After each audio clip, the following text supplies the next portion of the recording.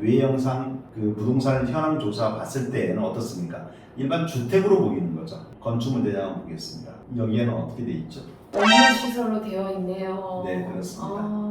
근린생활 시설을 갖다가 주택으로 개조해서 들어가 살고 있는 임차인들이 지금 임차 보증금을 갖다가 반환받지 못해서 문제가 되고 있는 사건들이 좀 있었습니다.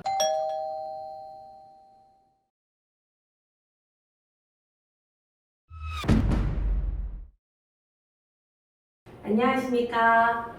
미소 경매 TV입니다.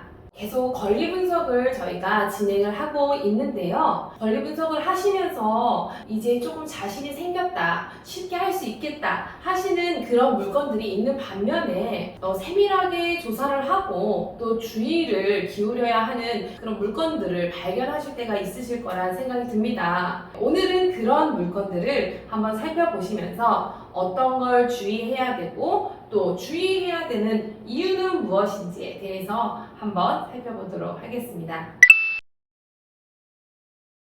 변호사님, 네. 물건 번호가 한 사건에 굉장히 많이 있는 그런 물건들이 발견될 때가 있는데요. 그런 것들은 왜 그런지 좀 궁금해요. 한 채권자가요, 이제 채무자한테 받을 돈이 있잖아요. 그 채무자의 재산을 갖다가 이제 결국은 압류해서 팔아가지고 이제 배당을 받는 게 경매라고 그러지 않습니까? 채무자가 갖고 있는 모든 재산에 압류할 수가 있는 거거든요. 예를 들어 아파트도 있고 토지도 있고 상가도 3개의 물건을 갖고 있다고 생각해 보자고요. 그랬을 때에는 채권자는요, 과잉 매각 원칙에 어긋나지 않는다 그러면은 3개의 그 채무자의 재산을 갖다 부동산을 전부 다 경매 신청할 수가 있을 겁니다. 그랬을 때 채권자가 한 사람이기 때문에 한 사건 번호만 부여를 하게 되는 거죠. 대신에 한 사건 번호를 부여하는데 물건은 팔아야 될 건 3개잖아요. 네. 근데 그걸 갖고 한꺼번에 일괄 매각 결정을 한다 그러면 아무래도 살 사람이 없겠죠. 그래서 아파트는 아파트대로, 상가는 상가대로, 토지는 토지대로 따로따로 개별 매각하는 게 원칙입니다. 그랬을 때 한 사건 번호의 물건 번호는 아파트 1번, 상가는 2번, 토지는 3번 이런 식으로 부여할 때 물건 번호가 나오는 거죠.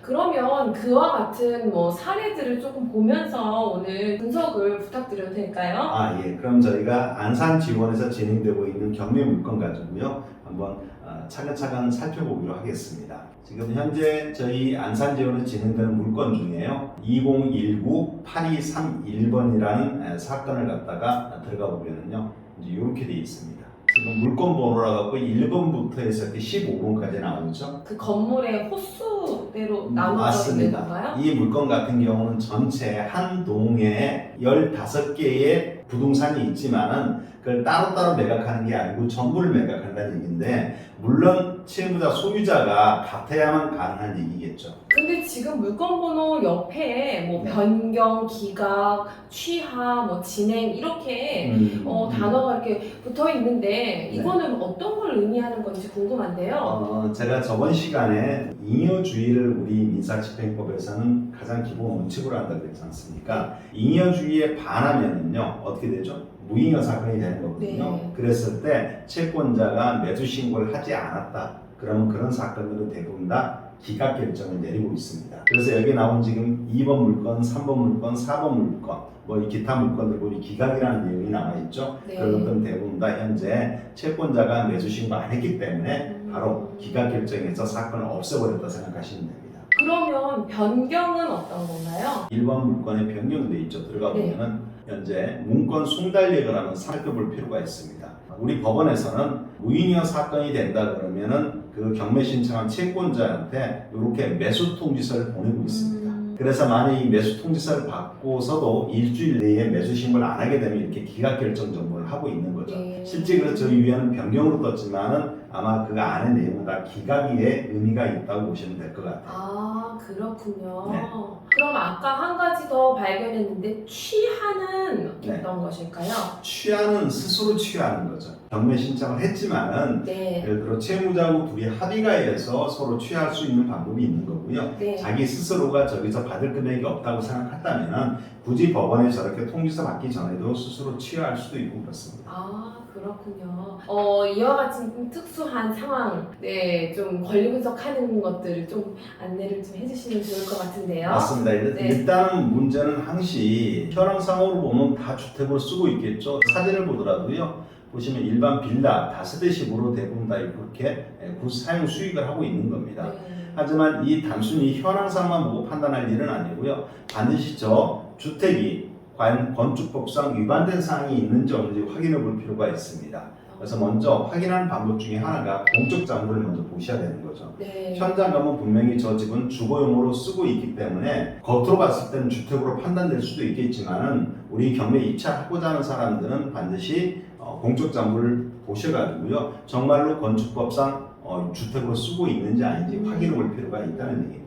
주택이 아닐 가능성도 있다라는 그런 말씀이신데요. 네, 등기부등본상으로 좀 확인이 가능한 건가요? 그렇죠. 일단 등기부상으로도 보면 대략적으로 나올 수가 있습니다. 하지만 등기부상 표지부에는요, 층마다, 호마다 이런 식으로 해서 그 용도를 갖다가 기재하지 않습니다. 그럼 그걸 알기 위해서는 공적 장부 중에 하나가 건축물 대장. 네. 그래서 건축물 대장 들어가 보시면 거기에 정확히 그 건물의 용도가 나와 있는 겁니다. 그래서 그 건축물 대장을 꼭 확인해 볼 필요가 있습니다. 네. 지금 현재 이 진행되는 물건 중에서 여기 보시면 대부분 다 기각되어 있고 현재는 7번하고요. 네. 9번이 진행되고 있습니다. 네. 이 두 개 사건 한번 이렇게 열람해 보겠습니다. 9번 물건을 보면은요. 자, 먼저 대표 용도는 다세대로 되어 있죠. 직접 우리가 정말로 다세대인지 아니면 다른 용도인지를 확인해 볼 필요가 있다는 겁니다. 네. 그러기 위해서는 등기부를 한번 먼저 볼까요? 아까 제가 말씀드린 대로 집합 건물 등기부를 열어보겠습니다. 단지형 다세대 주택으로 되어 있네요. 이거는요. 좀 더 구체적으로 정확히 지금 이 집이 어떤 용도인지를 좀 더 구체적으로 알고 싶다고 한다 그러면은 건축물 대장을 한번 들어가 보시면 되는 겁니다. 네. 자, 이랬을 때 용도는 뭘로 되어 있습니까? 단지형 다세대 주택. 그죠? 그럼 이 지금 사건의 물건 같은 경우는 결국은 주택이죠. 네, 그렇기 때문에 용도의 위반 사항은 없다 이렇게 보시면 될 것 같아요. 네. 그러면 나머지 아까 하나 물건 번호 있는 거 그것도 한번 살펴볼까요? 그럴까요? 7번 까먹 네. 나겠습니다. 7번에 보시면은요. 자, 이것도 다세대로 나와 있죠. 다세대로 나와 있고요. 여기도 똑같이 단지형 다세대 주택으로 나와 있네요. 그렇죠? 네. 그래서 일단은 용도는 적법하다. 위법한 사항은 없다. 용도가 이렇게 보시면 될 것 같아요. 용도는 문제가 없는데 그 다음은 어떤 거를 해봐야 할까요? 예. 권리 분석할 때 중요한 건 뭐라 그랬죠? 첫 번째가 등기부 권리 분석 한번 해보는 거고요. 네. 그 다음 두 번째가 점유자에 대한 권리 분석 네. 필요하겠잖아요. 그죠? 그러면 점유자가 제가 크게 두 가지로 나눌 수 있다 그랬습니다. 첫 번째가 채무자 소유자가 점유할 수 있고요. 두 번째가 제3자, 대표적인 사람이 임차인이 점유하는 경매 물건 나눌 수가 있거든요. 이랬을 때 내가 입찰 들어가지 않은 물건이 채무자 소유자가 점유하고 있다. 그러면 별다른 권리 분석, 점유자는 권리 분석 크게 필요가 없습니다. 네. 대신에 제3자, 임차인이 존재하는 경우에는 별도의 권리 분석이 필요하다. 이렇게 말씀을 드렸던 겁니다. 그렇다면 이제 임차인이 지금 점유를 하고 있으실 텐데 네. 그 임차인이 선순위 임차인인지 이거를 좀 분석을 해봐야 되겠네요. 맞습니다. 네. 일단 등기부상으로 보면 가압류, 강제경매, 압류 이렇게 나와 있죠. 그래서 결국 우리가 흔히 말한 말소기준 권리는 가압류가 말소기준 권리가 되겠죠. 네. 그래서 이 가압류권자가 경매 집어넣고요. 그런데 문제는 요 옆에 있는 임차 조사, 법원에서 임차한 조사 내역을 보면은 지금 임차인 권모 씨가 지금 들어와 있는 상태죠. 네. 전입일자를 보자고요. 전입일자가 2017년 3월 16일입니다. 네. 그럼 여기 말소기준 권리라고 따지면 날짜가 더 먼저네요. 그렇죠. 선순위 일단 임차인이기 때문에. 대항력을 먼저 갖추고 네. 있는 임차인이라고 봐야겠죠. 그 임차인이 난 이런 권리가 있다고 스스로 법원에다가 권리 신고를 했다 그러면은 쉽게 우리가 분석할 수 있겠죠. 근데 이북 같은 경우는 결국 권리 분석을 안 한 상황이거든요. 그럼에도 불구하고 서류상으로만 봤을 때는 선순위 임차인으로 추정할 수가 있는 겁니다. 네. 현재 9,500이 최저가로 되어 있죠. 40%로요. 저 9,500에 낙찰을 받을지라도 만일 저기에 있는 임차인이 적법한 임대차 계약이 존재한다 그러면은 그 임대차 내용을 갖다가 낙찰자한테 주장할 수 있다는 얘기죠. 네. 한마디로 보증금이 전세 보증금이 얼마냐에 따라서 더 플러스해서 인수한 꼴밖에 안 되는 거죠. 네. 그러니까 9,500에 낙찰받았다 하더라도 저 임차인이 1억의 전세 보증을 가지고 있다면은 차후에 내가 저분이 나갈 때 돈 1억을 지급해야 되기 때문에 1억 9천짜리 집을 사는 꼴밖에 안 되는 겁니다. 근데 만일 저 임차인이 네. 임대차 계약이 존재하지 않는다 그러면 어떻게 되겠습니까?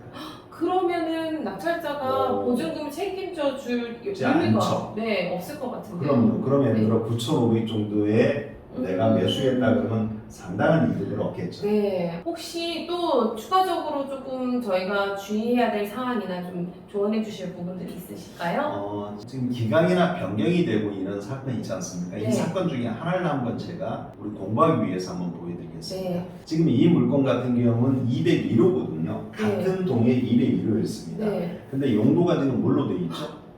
아까 다세대로 되어 있었는데 여긴 오피스텔로 오피스텔이에요? 되어 있는 거죠. 네. 한마디로 업무시설로, 근생시설로 상가로 쓰라는 얘기잖아요. 간단히 얘기하면. 네. 그럼에도 불구하고 지금 아까 전체 외형상 그 부동산 현황 조사 봤을 때에는 어떻습니까? 일반 주택으로 보이는 거죠. 건축물 대장 한번 보겠습니다. 여기에는 어떻게 돼 있죠?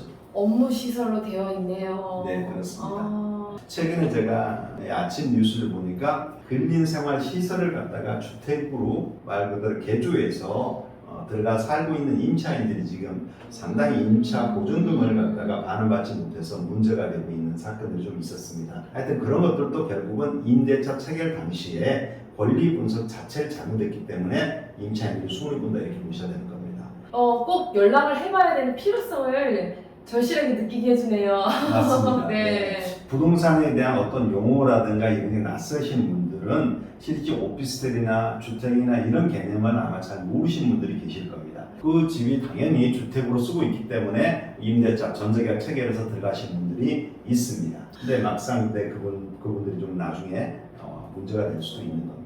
그럼 만약 이제 매도를 할 때 이런 업무 시설 오피스텔을 매도할 때랑 그 다음에 주거를 매도할 때 어떤 차이가 있을까요? 그 용도가 저의 업무 시설이냐 주택이냐에 따라서 취득세율이 달라집니다. 그러면 일단. 혹시 업무 시설인 경우가 취득세가 훨씬 높은가요?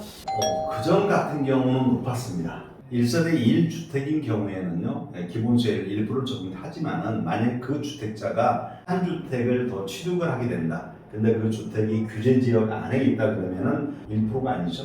8%를 내게끔 되어 있습니다. 네. 근데 오피스텔 같은 경우는요, 그 오피스텔이 아무리 주거로 쓰고 있어요. 우리 취득세 개념 갔을 때는요, 일반 업무 시설로 봐서 오피스텔로 봐서 4.1% 기본세율을 적용한다 이렇게 보시면 될 것 같습니다. 근데 문제는 지금 물건같이 오피스텔로 돼 있다 그러면 나중에 팔 때는 분명히 제약이 있습니다. 왜냐하면 결국은 오피스텔 주거용으로 이용하고 있다는 얘기는 이건 위반 건축물에 해당된다고 볼 수가 있거든요. 그랬을 때 만일 매수인이 그걸 갖다가 살 때 이건 주택으로 사는 게 아니고 오피스텔로 산다는 걸 갖다 우리가 또 매도인 입장에서는 담보 책임이 있기 때문에 반드시 매수인한테 고지를 해줘야 되는 거거든요. 이게 장부상으로 오피스텔이다. 하지만 현재는 주택으로 쓰고 있기 때문에 그걸 감안해서 일반 매매 계약을 체결해야 된다. 뭐 이런 내용을 갖다가 매수자분들께 미리 알려줘야 된다는 거죠. 그러면 아무래도 매수인 입장에서 좀 꺼려지지 않을까요? 네, 그렇군요. 마지막으로 한 가지만 더 여쭤볼게요. 네. 그러면 이거는 위반 건축물이라고 하셨는데 예. 그렇다면 그거에 따라서 법적인 뭔가 제재가 있거나 그러지는 않을까요? 항시 있습니다. 위반 건축물로 건축물 대장에 등재가 된 상태다 그러면요. 등재가 됐으니까 당연히 관할청에서는 어떻게 되겠습니까? 뭐 과태료나 아니면 일단 원상 원상복구? 그렇죠. 네. 그걸 나오겠죠. 하지만 그 원상의 회복을 갖다 원상복구를 이행을 안 한다 그러면 거기에 대해서 이행 강제금이 부과될 수가 있습니다. 이 물건 같은 경우에는 저 주택으로 이미 모든 걸 다 저렇게 만들어 놓은 상태에서 그걸 원상회복한다는 게 상당히 문제가 좀 되겠죠. 그래서 우리 입찰하려는 분들은요, 만약 이렇게 업무 시설 갖다가 주택으로 쓰고 원상 회복 자체가 상당히 불가능하지 않겠냐 이렇게 판단이 된다 그러면은 사전에 한번 담당 공무원분하고 미리 한번 조율해볼 필요성이 반드시 있을 것 같습니다. 네, 오늘 이렇게 해서 특수한 물건들을 한번 권리 분석하는 시간을 가져보았는데요. 다음 시간에는 권리 분석을 하는 데 있어서 주의 깊게 알아야 할 용어들에 대해서 살펴보는 시간 갖도록 하겠습니다. 본 영상이 도움이 되셨다고 생각되시는 분들은 좋아요, 구독, 알람 설정 부탁드리도록 하겠습니다. 오늘도 시청해주신 여러분들 감사합니다.